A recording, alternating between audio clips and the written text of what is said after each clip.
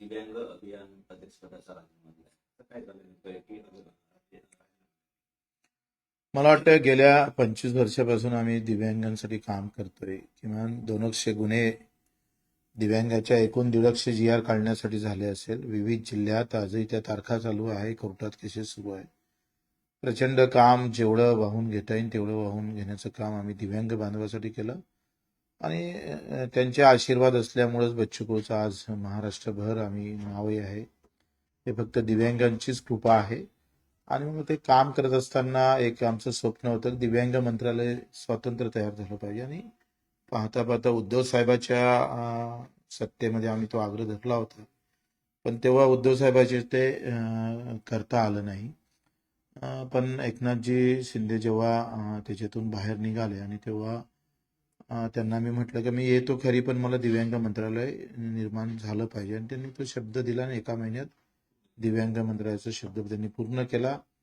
पण दिव्यांग मंत्रालय झालं, पण त्याच्यानंतर ज्या अपेक्षा होत्या इतर राज्याप्रमाणे महाराष्ट्रात ते मानधन वाढीव झालं पाहिजे. दर महिन्याच्या 5 तारखेच्या आत त्यांना मानधन भेटलं पाहिजे. ते 4-4, 6-6 महिने भेटत नाही. लक्षवेधी पण आपण केला. अजितदादानं पण उत्तर दिलं होतं की भाई 5 तारखेच्या आत दिव्यांगांचं मानधन जर झालं नाही तर वित्त सचिवाचा पगार मी रोखेल, अशा प्रकारचं उत्तर त्यांनी विधानसभेत दिलं. पण त्याच्यानंतर काही बदल झाला नाही. अनेक मागण्या आहे, शैक्षणिक आहे, रोजगार आहे, पुनर्वसन आहे. दिव्यांगांच्या साधा एसटीचा प्रवास सुद्धा सुकर होत नाही. साहित्य जे भेटतं ते प्रचंड करप्शन होऊन भेटलं जातं. म्हणजे आजही 3 चाकी सायकल दिल्या जाते जी कालबाह्य झालेली आहे. 3 चाकी सायकल ज्याला 2 पाय नाही ते हँडल मारू मारू दुसरा हात पण चालला जातं. आमचं म्हणणं ते इलेक्ट्रॉनिक दिली पाहिजे. त्याला कुठेतरी हँडल मारायची गरज नसली पाहिजे.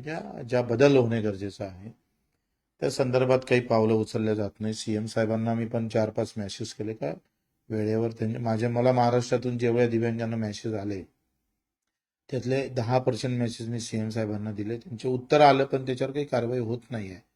आणि मग एकंदरीत विचार केला का आपण दिव्यांगासोबत बेमानी करू शकत नाही.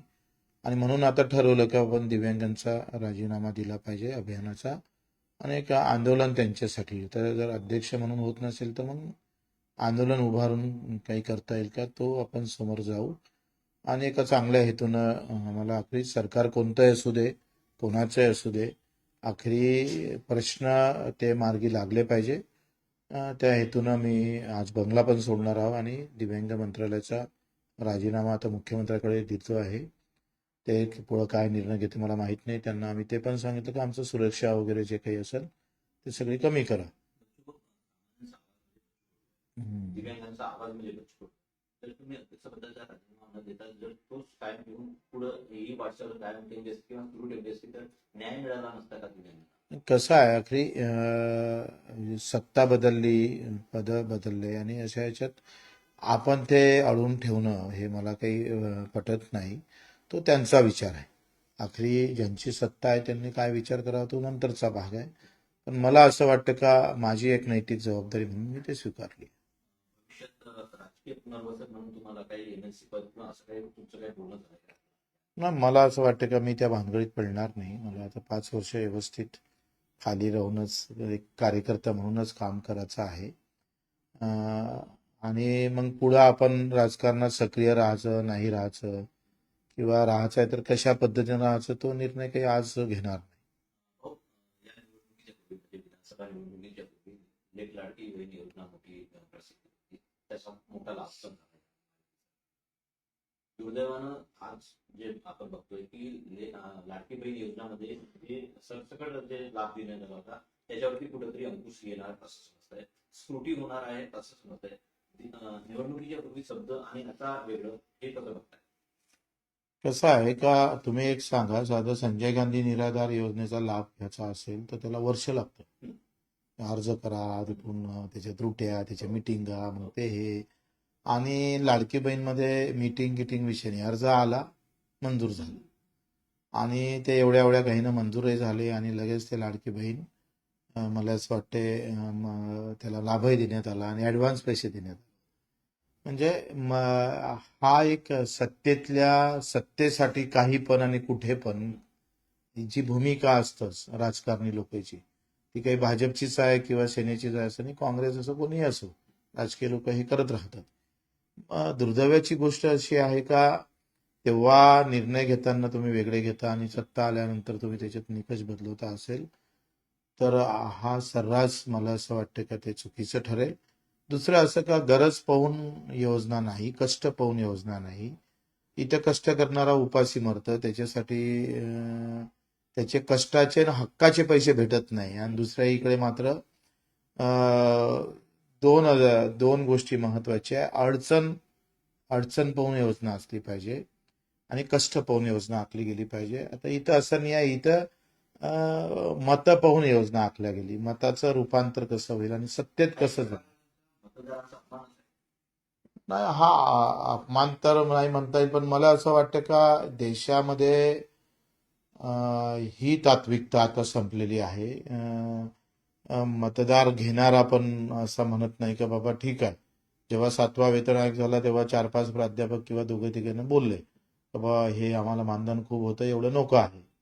ही तात्विकता आहे का याची काही गरज नाही आहे. आम्ही जेव्हा विधानसभेत बोललो, जेव्हा मानधन वाढलं होतं आमदारांचं, तेव्हा आम्ही त्याचा विरोध केला होता का इतकी काय गरज आहे. ज्याला जो इन्कम टॅक्स भरत असेल, ज्याची प्रॉपर्टी 1000 कोटीच्या घरात आहे, तर त्याला तुम्ही मानधन कसं वाढवता, त्याला कसं काय पगार हे करता.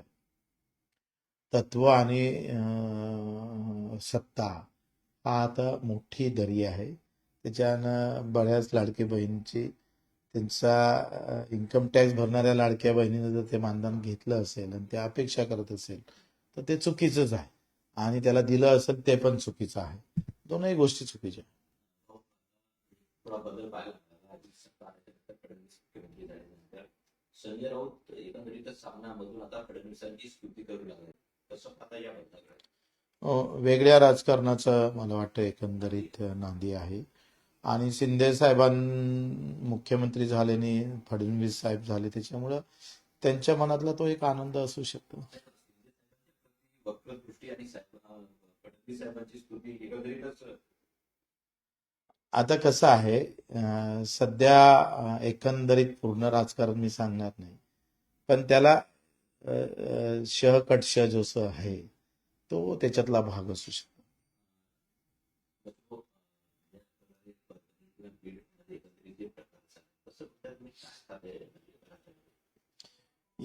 म्हणजे सूर्यवंशी पोलीस कस्टडीत मरण पावले आणि सरपंच हे पोलिसांच्या थ्रू चालू असणाऱ्या गुंडागर्दीत मरण पावले.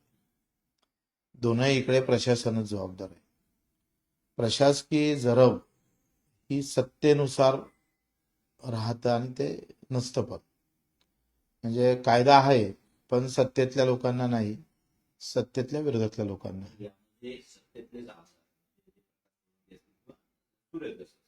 हे आवाज उठवत आहेत मुळात तिथल्या त्याच्यातल्या इथे या राज्यामध्ये मला असं वाटतं का पहिल्या अशी म्हण होती सत्तेपुढे शहाणपणा चालत नाही, पण लोक असं म्हणायचं सत्य असलं तर सत्ता पण महत्वाची राहत.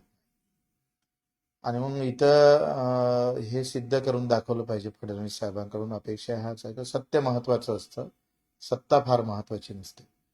आता हे त्यांना सिद्ध करून आले तर त्यांची थोडीशी जी लोकांबद्दलच्या ज्या भावना आहेत त्या थोड्याशा बदलू शकतं. या राज्यातलं राजकारण किंवा देशातलं राजकारण हे धर्मावर आधारित आहे, कामावर ते नाही आहे. किंवा कोणते निर्णय सरकारनं घेतले म्हणून आम्ही त्याच्यासोबत आहोत असं नाही आहे. धर्माचे झेंडे निळा, हिरवा, भगवा, तुम्ही कोणत्या झेंड्याला प्राधान्य अधिक दिलं, कोणासोबत उभे राहिले, तसं ते राजकारण बदलतं. या राज्यात 2+1 प्रॅक्टिस झाली, ओबीसी आणि मराठा अशी एक प्रॅक्टिस झाली.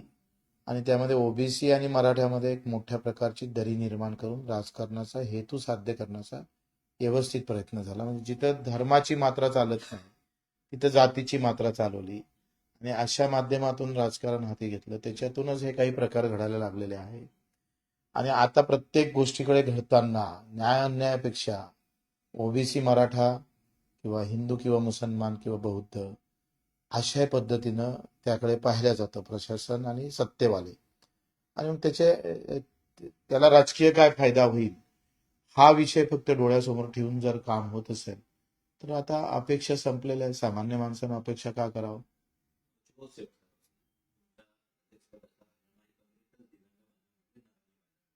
तुम्ही लाईव्ह आहात मार्च सायन्सवर दिव्यांग बांधवांना काय हवं?